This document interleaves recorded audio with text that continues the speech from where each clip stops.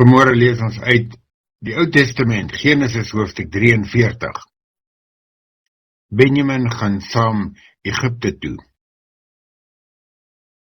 Genesis 43 vanaf vers 1.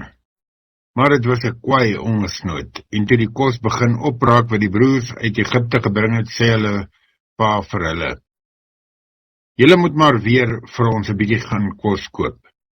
Hira het hom geantwoord: "Daardie man het ons nadruklik gewaarsku en vir ons gesê: Julle kom nie weer hier by my aan sonder julle broer nie. As pa instem en ons broer saam met ons stuur, sal ons vir pa gaan kos koop. Maar as pa nie instem om hom saam te stuur nie, sal ons nie gaan nie, want daardie man het vir ons gesê, ons kom nie weer by hom sonder ons broer nie."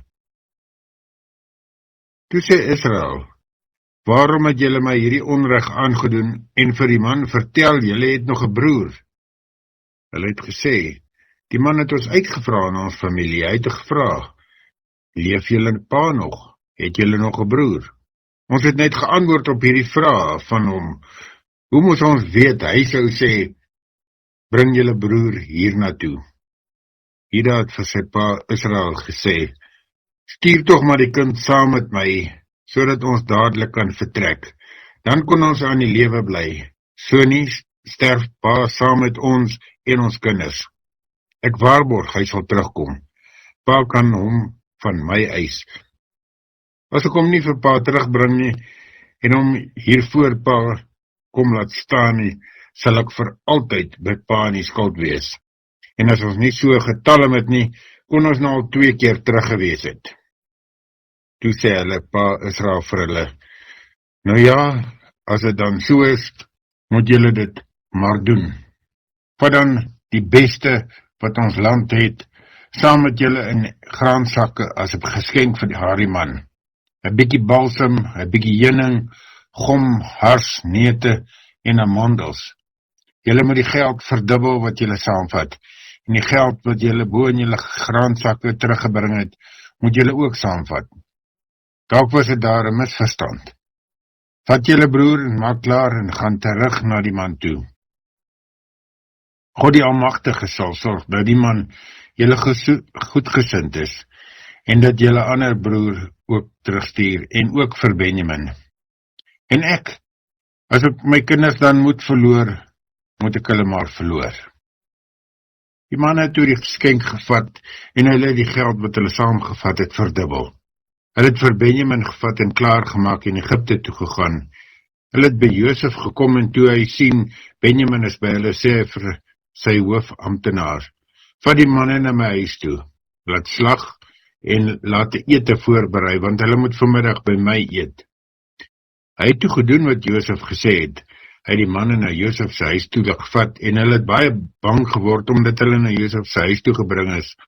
Toe sê hulle: "Dis oor die geld wat ons die vorige keer in ons graansakke teruggesit is. Ons word hierheen gebring om ons te oorval en te oorrompel en ons van ons slawe te maak en ons donkies te vat." By die deur van die huis het hulle die hoofamptenaar genader en vir hom gesê: "Ekskuus meneer, ons was hulle vorige keer hier om kos te koop, en toe ons weg is en die aand ons graansakke oopmaak, lê elkeen sy geld bo in sy sak. Dit was presies die regte bedrag. Maar ons het dit nou weer saam teruggebring. En ook nog geld om weer kos te koop. Ons weet nie wie die geld in ons sakke teruggesit het nie." Toe sê die amptenaar vir hulle: "Wees gerus, moenie bekommerd wees nie. Julle geld het by my uitgekom, en dit is julle God, die God van julle voorvaders, wat 'n skat in julle sakke gesit het." Die amptenaar het die Simeon na hulle toe gebring. Nadat die amptenaar hulle in Josef se huis ingebring het hy vir hulle water gegee en hulle het hulle voete gewas. Hy het ook hulle donkies voer gegee. Die broers het hulle geskenk gereed gehou vir wanneer Josef die middag kom, want hulle het gehoor dat hulle daar gaan eet. Toe Josef inkom, bring hulle vir hom die geskenk wat hulle saamgebring het na die huis toe. Toe buig hulle diep voor hom. Josef het hulle toe gevra hoe dit gaan. Hy het gevra, hoe gaan dit met julle pa, wat so oud is, en wat van wie julle my vertel het, leef hy nog? Hulle het geantwoord, dit gaan goed met die onderdaan ons pa, hy leef nog. Hy het weer voor Josef gebuig en hom so geëer. Toe Josef sy broer, sy ma se seun Benjamin raak sien, vra hy, is dit julle jongste broer van wie julle my vertel het? En Josef sê vir hom, my seun, God sal jou genadig wees. Toe het Josef haastig pad gegee om een kant te gaan huil, want sy gemoed was vol oor sy broer. Josef is na sy kamer toe en het hy daar gaan huil. Daarna het hy sy gesig gewas en teruggegaan. Hy was weer homself en het gesê, bedien die ete. Hulle het vir Josef afsonderlik bedien, en so ook die broers en die Egiptenaars wat daar by hulle geëet het. Want die Egiptenaars het afskeid daarvan om dieselfde kos as die Hebreërs te eet. Die broers het teenoor Josef gesit volgens hulle ouderdom, van die oudste af tot die jongste. Hieroor het die man mekaar verbaas aangekyk. Elkeen se kos is van Josef se tafel af aangegee, maar Benjamin sin was 5 keer meer as die ander. Hulle het wyn gedrink en saam met Josef dronk geword. Dit is dan Genesis hoofstuk 43. Die verhaal waar Benjamin saamgaan na Egypte toe, na sy broer Josef toe. Nog heeltemal onbewus daarvan dat Josef hulle broer is, dat die koning, hierdie onderkoning, wat vir hulle kos gee, en hulle nooi vir 'n maaltyd hulle broer is. Maar ons sien deeglik dat Josef baie bewus is van sy familie, van sy broers, en veral van sy eie broer, Benjamin. So is daar baie keer geleenthede in ons lewe op wat ons glad nie kan voorsien nie.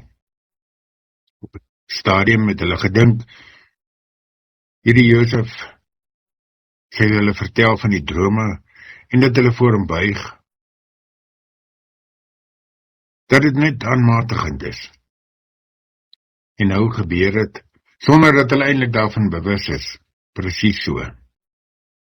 Die Here, die God van Josef, die God van Abraham, Isak en Jakob, wat van toe af tot vandag toe nog dieselfde is, wat die toekoms in die lig bring van die Here. Hy wat weet wat môre en oormôre gaan gebeur. Vir wie ons baie keer so net aanbid as die God wat almagtig is, sonder om werklik te besef dat hy almagtig is oor tyd en ewigheid. Almagtig is om mense, gebeure, planne, droogtes, 7 jaar voorspoed, 7 jaar droogte te kan gebeur, ook in ons lewe, sonder dat ons presies weet wat en hoekom. Maar baie keer as ons terugkyk, dan sien ons die hand van die Here, en ons sien ook hoekom en waarom hy dit gedoen het. Partykeer nie, maar dan sal ons dit sien as ons in ewigheid saam met die Here is. Kom ons maak seker dat ons elke tree van ons lewe in die hand van die Here loop, dat sy Gees ons sal lei, dat ons nooit uit pas sal raak met dit wat hy vir ons voorsê en voorlei nie. En daarom mag die genade van die Here Jesus Christus, die liefde van God en die gemeenskap van die Heilige Gees met elkeen van julle wees en bly tot in ewigheid. Amen.